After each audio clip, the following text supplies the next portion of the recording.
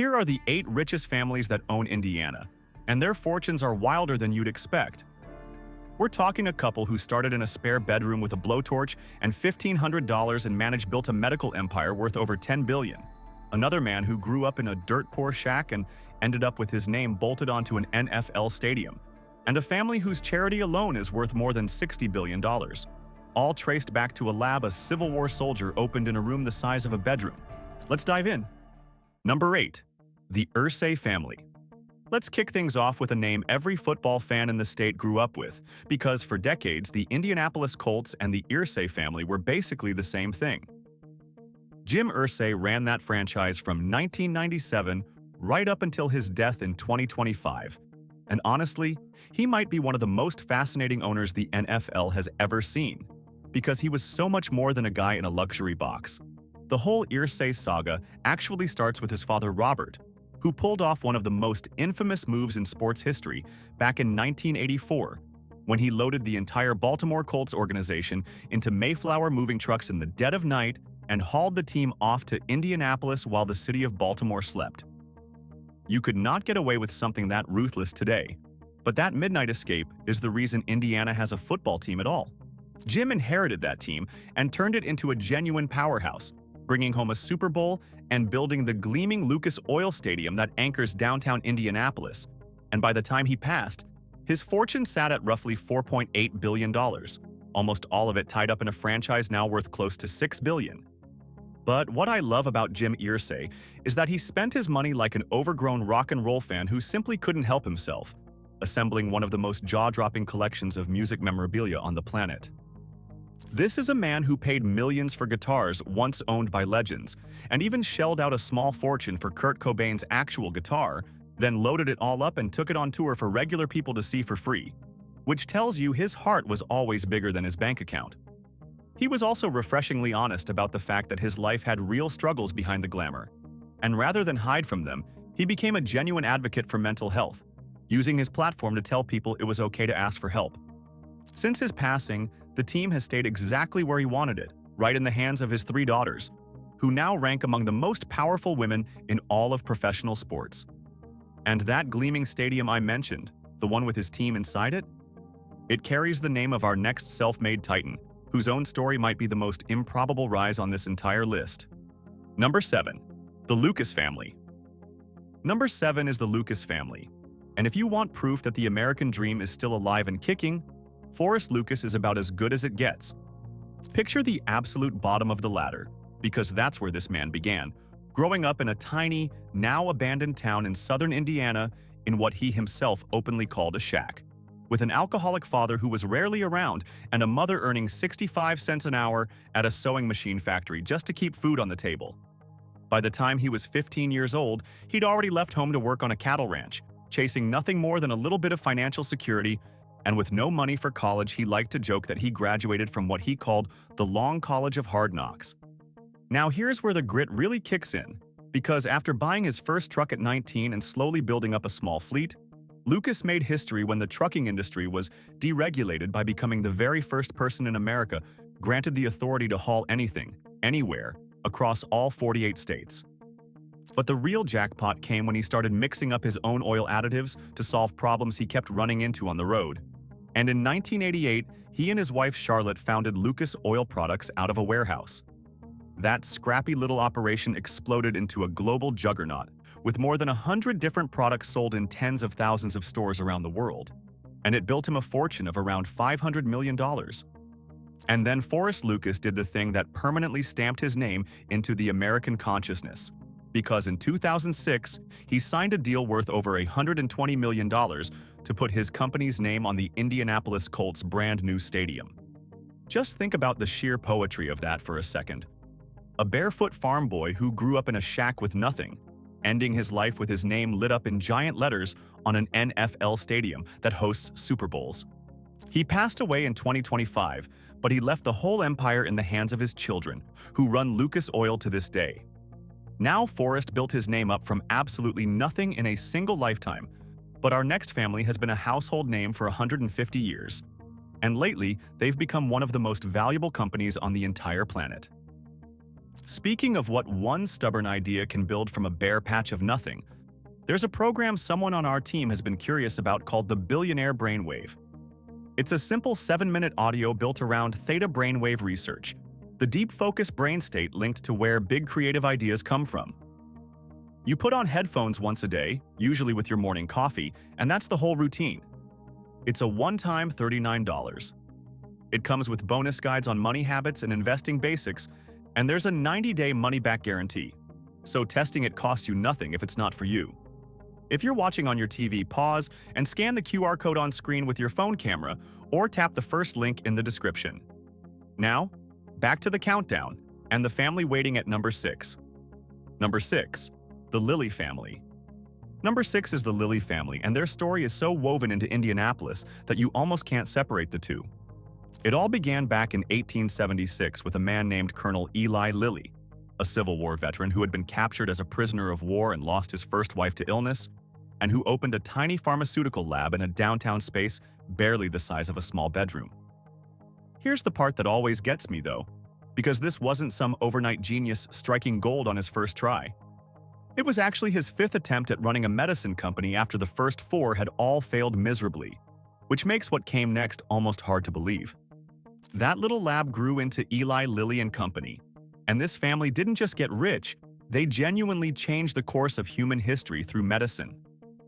When scientists in Toronto discovered insulin in the 1920s, it was Lilly that partnered with them to become the first company in the world to mass produce it, quite literally saving millions of diabetics who previously had no hope at all. They went on to mass-produce penicillin during World War II and later gave the world the antidepressant Prozac. And now, in the most remarkable twist of all, Lilly has become the powerhouse behind the blockbuster weight loss and diabetes drugs Mounjaro and Zepbound, the medications everyone is talking about, which have rocketed the company into the ranks of the most valuable corporations on the entire planet. But here's the number that truly staggers me. Way back in 1937, the Lilly family funneled their company stock into a charitable foundation called the Lilly Endowment, and that foundation has since ballooned into a philanthropic giant worth more than $60 billion, pouring money into education, religion, and community projects across Indiana for generations. So while the family fortune is now spread across countless descendants and the company itself trades publicly, the Lilly name effectively bankrolls huge chunks of Indianapolis to this very day. From a family that built its empire inside a laboratory, we now shift gears to a family that built theirs around the roar of engines at the most famous racetrack on Earth. Number 5. The Holman-George family. Number 5 is the Holman-George family, and this one is pure Indiana royalty, because for the better part of a century they owned the single most iconic sporting venue in the entire state. The story really takes off in 1945, when a Terre Haute businessman named Tony Holman bought the Indianapolis Motor Speedway, which by that point had been sitting neglected and crumbling through the war years, for the bargain price of $750,000. Plenty of people probably thought he was crazy sinking money into a decaying racetrack, but Holman poured his heart into restoring it and personally revived the Indianapolis 500, transforming it into what fans lovingly call the greatest spectacle in racing. Now here's a detail that surprises a lot of people, because the Holman fortune wasn't actually built on racing at all. For roughly 150 years, the family's real cash cow was Clabber Girl, the baking powder that generations of Americans have kept in their kitchen cabinets, which is a delightfully humble source of wealth for a family that owned a world-famous speedway. They ran the whole operation as a tight family dynasty, passing the reins down from Tony Holman to his daughter Mari and eventually to his grandson Tony George, keeping that checkered flag legacy in the family for an incredible 74 years. But every era eventually comes to a close, and after the family matriarch passed away, the Holman-George made the emotional decision to let go of their crown jewel, selling the Speedway, the Indy 500, and the entire IndyCar series to racing legend Roger Penske in a stunning 2019 deal, right around the same time they sold off the Clabber Girl business too. It marked the quiet end of one of the greatest family stewardships in the history of American sports. And while they've faded from the spotlight, their name will forever be tied to that hallowed strip of asphalt. Speaking of families whose name ended up plastered on everything, our next dynasty went from something as humble as a glass jar all the way to the edge of outer space. Number 4. The Ball Family. Number 4 is the Ball Family, and I promise you have held their product in your hands because if you've ever seen one of those classic glass canning jars sitting in a grandparent's pantry, that's the Ball Family right there. Their story is a masterclass in the American industrial dream, kicking off in 1880 when two of the 5 Ball brothers borrowed a mere $200 from their uncle to buy a little company making tin cans. They soon pivoted to glass, and in 1887 they packed up and moved the whole operation to Muncie, Indiana, chasing the cheap natural gas that was booming in the area at the time. That gamble paid off in spectacular fashion because within a couple of decades the Ball brothers were running the single largest fruit jar factory in the entire world, cranking out an almost unbelievable 240,000 jars every single day. Those iconic Ball jars became a fixture in kitchens all across America for generations. But here's where the story takes a genuinely wild left turn that nobody sees coming.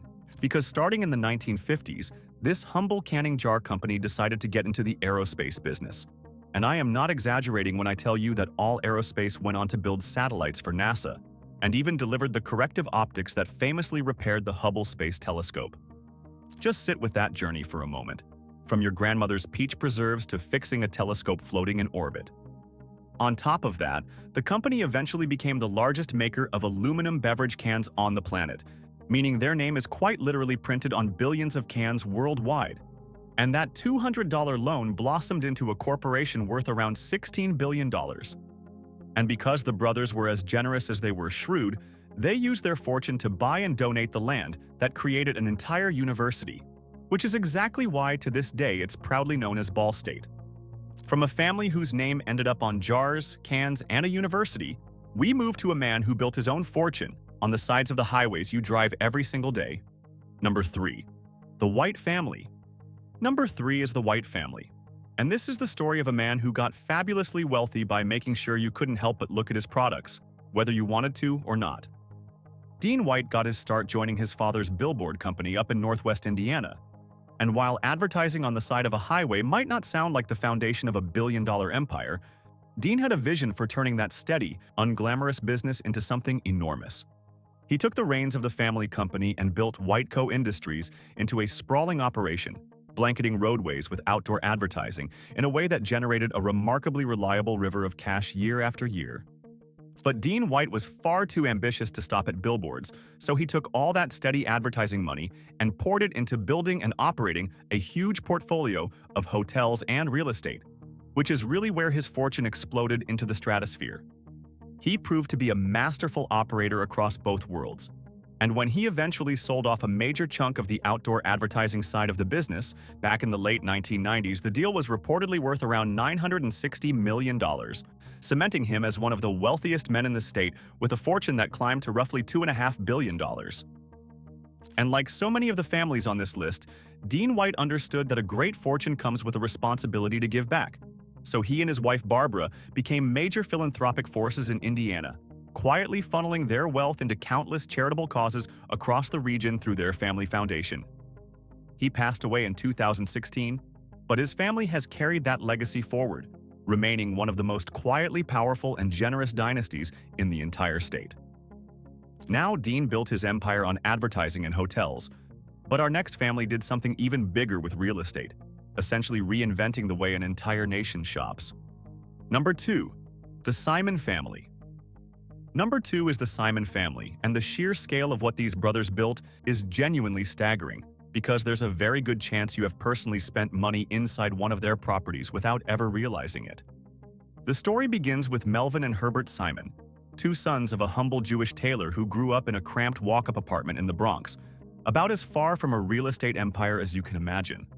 Melvin actually ended up in Indianapolis somewhat by accident after being stationed there in the Army, and he liked it enough to stay, taking a modest job as a leasing agent before he and his brother launched their own company in 1960. What they did next fundamentally reshaped American life, because the Simon brothers became pioneers of the enclosed shopping mall, betting big on the then novel idea of putting everything under one climate-controlled roof. That bet paid off beyond their wildest dreams, growing into Simon Property Group, which stands today as the largest shopping mall operator in the entire United States, owning hundreds of malls and premium outlets, including the gargantuan Mall of America. Herb Simon's personal fortune now sits somewhere in the neighborhood of $5 to $6 billion, and the family fortune runs even deeper, with Melvin's son David steering the public company as its leader for 3 decades. But the Simons didn't just get rich selling retail space. They also became the heroes who saved professional basketball in Indiana. Because back in 1983, the brothers stepped in and bought the struggling Indiana Pacers specifically to keep the team from packing up and leaving town. To this day, Herb Simon still owns the Pacers, along with the WNBA's Indiana Fever, and his decades of dedication to the sport earned him a spot in the Basketball Hall of Fame, which is a pretty remarkable second act for a kid from a Bronx tenement. And yet, as massive as the Simon empire is, they are still not the richest family in the state, because that title belongs to a couple who started their journey in the most unassuming place imaginable. Number 1. The Cook family. Number 1 is the Cook family, the wealthiest dynasty in all of Indiana, and their origin story is so humble it almost sounds made up. Back in 1963, a man named Bill Cook and his wife Gail set up shop in the spare bedroom of their modest Bloomington apartment, armed with nothing more than about $1,500, a blowtorch, some plastic tubing, and a soldering iron. They were hand-making simple medical devices called catheters and wire guides, and Bill himself later admitted that in those early days he figured he'd be lucky to ever pull in $1,000 a month. It's genuinely one of the greatest rags to riches launches you will ever hear. That tiny bedroom operation grew into Cook Medical, and the timing turned out to be everything because Bill struck up a partnership with a pioneering doctor, and together they helped launch the entire field of minimally invasive medicine, developing the tools that let physicians treat problems inside the body without cutting patients wide open. It was a revolution in healthcare, and Cook rode it all the way to the top, quietly growing into one of the largest privately held medical device companies on the entire planet, with tens of thousands of employees and a global reach, all while stubbornly refusing to go public and keeping the whole thing family-owned. When Bill Cook passed away in 2011, his son Carl took over the reins, and today Carl Cook sits atop a personal fortune estimated at a staggering $10.5 billion, with his mother Gail holding billions more of her own, making them by a wide margin the richest family in Indiana. But what I find genuinely admirable is what they've chosen to do with all that money, because rather than just flaunting it, Bill and Gail became obsessive champions of historic preservation, personally rescuing and restoring dozens of crumbling historic buildings across Indiana that would have otherwise been lost forever. So the ultimate Indiana wealth story isn't some flashy tycoon, it's a husband and wife who started with a blowtorch in a spare bedroom, saved countless lives with their inventions, and quietly became billionaires several times over while preserving the very soul of their state. And those were the 8 richest families that own Indiana. What really strikes me, looking back over all of them, is just how literally that word own applies. Because these families didn't just make money in Indiana, they stamped their names permanently onto the place. Their names are bolted onto the football stadium, printed on the university, hung above the hospital wings, and wrapped around the shopping malls where the whole state spends its weekends. From a spare bedroom blowtorch to a Civil War veteran's tiny lab, to a couple of brothers from a Bronx apartment, every one of these dynasties proves that the biggest fortunes almost always start impossibly small. So, I'm curious which of these stories grabbed you the most, whether it was Forrest Lucas rising out of that shack or the Cooks quietly building billions one catheter at a time. Drop it down in the comments, give this a like. If any of these fortunes caught you off guard, and stick around because there's always another empire waiting to be uncovered.